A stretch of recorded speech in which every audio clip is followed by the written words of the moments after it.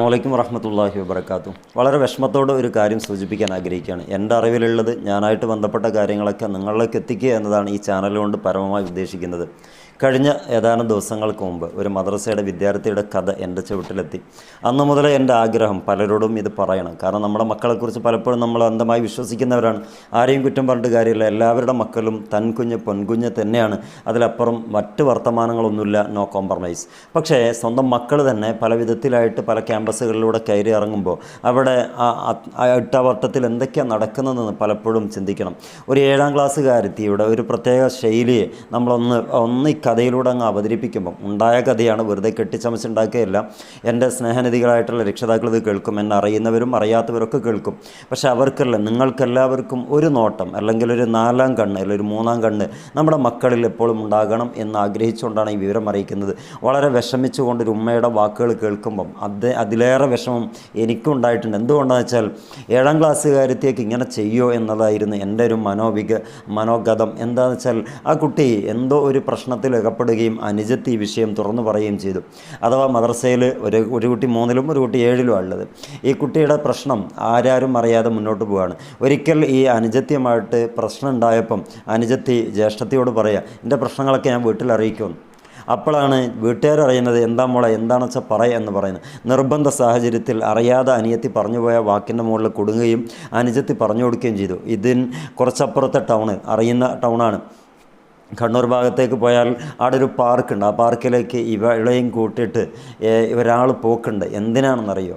ചെറിയ എന്തോ ഒന്ന് വാങ്ങിച്ചു കൊടുക്കാനാണ്. എപ്പോഴും പോക്കുണ്ട് എന്നൊന്നും പറയുന്നില്ല, പക്ഷേ ഇടയ്ക്കിടയ്ക്ക് പോക്കുണ്ട് ഉമ്മച്ചി എന്ന് പറഞ്ഞു. അപ്പോഴാണ് കാര്യങ്ങളൊക്കെ വാപ്പ വന്നപ്പോൾ ഈ കാര്യങ്ങളൊക്കെ പറഞ്ഞു കൊടുക്കുന്നത്. വാപ്പയായിട്ട് ക്ഷീണിച്ച് അവശനായി കയറി വന്നപ്പോൾ ഈ കഥ കേട്ടപ്പം ഒന്നും നോക്കിയില്ല, നല്ല ഒരു അടി കൊടുത്തു എന്നതാണ്. അടി കൊടുത്തപ്പോൾ ആകെ അങ്കലാപ്പിലായി. എന്താണെന്ന് വെച്ചാൽ കുട്ടി പോയത് കുൾറൂമിലേക്കാണ്. അള്ളാഹു കാത്തിരക്ഷിക്കട്ടെ. നമ്മുടെയൊക്കെ മക്കളെ എങ്ങനെയാണ് ചിന്തിക്കുക എന്ന് പോലും നമുക്ക് പ്രെഡിക്റ്റ് ചെയ്യാൻ പറ്റില്ല. ആ കുട്ടി അതിൻ്റെ ഉള്ളിൽ കയറിയിട്ട് ഡോറടിച്ച് കളഞ്ഞു, കുറ്റിയിട്ട് കളഞ്ഞു. എന്ത് പറഞ്ഞിട്ടും കിട്ടുന്നില്ല. അവസാനം കാല് പിടിക്കുന്നത് പോലെ അങ്ങനെ അവിടെ നിന്ന് ഇങ്ങോട്ട് ഇറക്കി കാര്യങ്ങളൊക്കെ അന്വേഷിച്ച് നോക്കുമ്പം 2ഓ 3ഓ പ്രാവശ്യം ഇതിൻ്റെ പിന്നാലെ പോയിട്ടുണ്ട്. ആ ഒരു ചെക്കൻ്റെ കൂടെ പോയിട്ടുണ്ട്.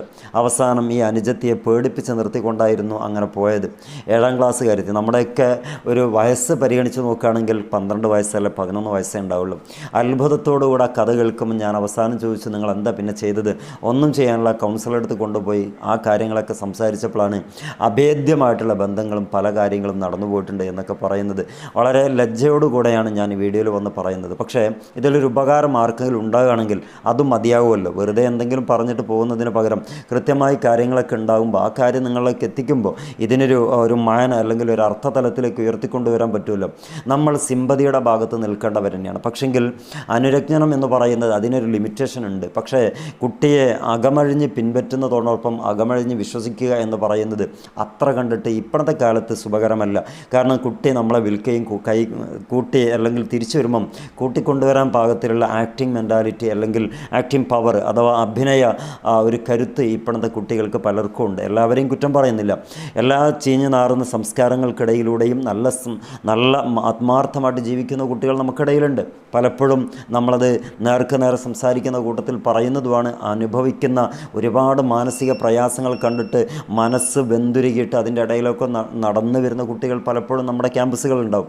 പക്ഷേ അതിലൊക്കെ അപ്പുറം ചതിക്കുഴികളിലേക്ക് വീണ് പോകുന്ന എത്രയോ കുട്ടികളുണ്ട്. 7ാം ക്ലാസ്സുകാരത്തി ഇങ്ങനെ പോകുന്നുണ്ടെങ്കിൽ, ആ പാർക്കിൽ പോയിട്ട് എന്തോ കാണിച്ചു കൊടുക്കുന്നുണ്ടെങ്കിൽ, എന്തോ വാങ്ങിച്ചു കൊടുക്കുന്നുണ്ടെങ്കിൽ, ആ അനുജയത്തെ ഭീഷണിപ്പെടുത്തിയിട്ട് മുൾമുനയിൽ നിർത്തിയിട്ട് ഒരിക്കലും പറയരുത് എന്ന് പറഞ്ഞുകൊണ്ട് പലതവണ പോയിട്ടുണ്ടെങ്കിൽ നമ്മുടെയൊക്കെ കുട്ടികൾ എവിടെയുള്ളത്?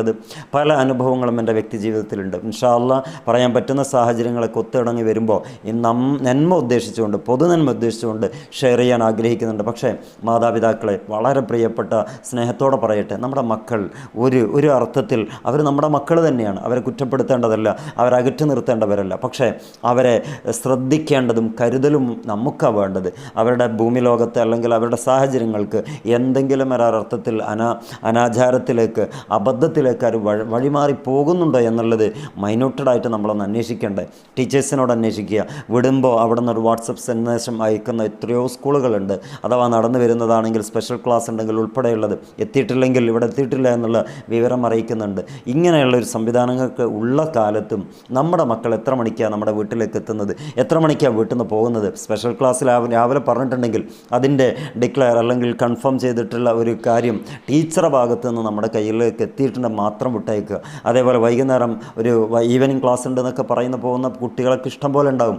അവരെയൊക്കെ ഒന്ന് ശ്രദ്ധിക്കുക. കാരണം അബദ്ധത്തിൽപ്പെട്ടിട്ട് കഥ പറഞ്ഞിട്ട് കാര്യമില്ല. അതുകൊണ്ട് ഇത്തരം അനുഭവങ്ങളൊക്കെ കണ്ടമാനം നടക്കുന്ന ഒരു ഏരിയയാണ്. ഒരുപക്ഷെ ഇതൊക്കെ ചെറുതായിരിക്കാം, പക്ഷേ ഒരു കുട്ടിയുടെ അഭിമാനം നഷ്ടപ്പെട്ടിട്ട് വലിയ രൂപത്തിൽ സങ്കടപ്പെടുന്നതിൽ ഒരർത്ഥമില്ല.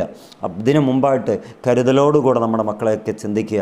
7ാം ക്ലാസ്സുകാരെത്തിയാൽ ഒന്നും ചെയ്യില്ല എന്നൊക്കെ കരുതുന്നുണ്ടെങ്കിൽ അതൊക്കെ വൃഥാവിലാണ്. കാലങ്ങൾ കഴിഞ്ഞുപോയി. ഒരുപാട് മാറ്റങ്ങൾ ലോകത്ത് വന്നിട്ടുണ്ട്. എവിടെയും ചിന്തിക്കാൻ, എവിടെയും എപ്പോഴും എന്തും സംഭവിക്കാൻ പാകത്തിലാണ് ലോകം ഒരുങ്ങി നിൽക്കുന്നത്. ഓരോ കാര്യങ്ങളും നമ്മുടെ മക്കളോട് ചോദിച്ച് മനസ്സിലാക്കുക. കുട്ടികളുമായിട്ട് കുറേ നേരത്തെ ഇൻട്രാക്റ്റീവ് അഥവാ സംസാരം നടത്തുക. അവരുടെ കഥകളൊക്കെ കേൾക്കുക. എവിടെയെങ്കിലും എന്തെങ്കിലും പ്രശ്നങ്ങൾ അനുഭവിക്കുന്നുണ്ടെങ്കിൽ കാര്യമായി അവരറിയാതെ ചോദിച്ചറിയുക. എന്നാൽ കാര്യങ്ങളൊക്കെ ഏറെക്കുറെ നമുക്ക് പിടികിട്ടും. അല്ല, എല്ലാം കഴിഞ്ഞിട്ടേ നമുക്കറിയാൻ സാധിക്കുള്ളൂ. അള്ളാഹു കാത്തിരക്ഷിക്കട്ടെ. എല്ലാ മക്കളെയും അള്ളാഹു നന്നാക്കി തരട്ടെ. ഇൻഷാ അല്ലാഹ്. അസ്സലാമു അലൈക്കും വറഹ്മത്തുള്ളാഹി വബറകാതുഹു.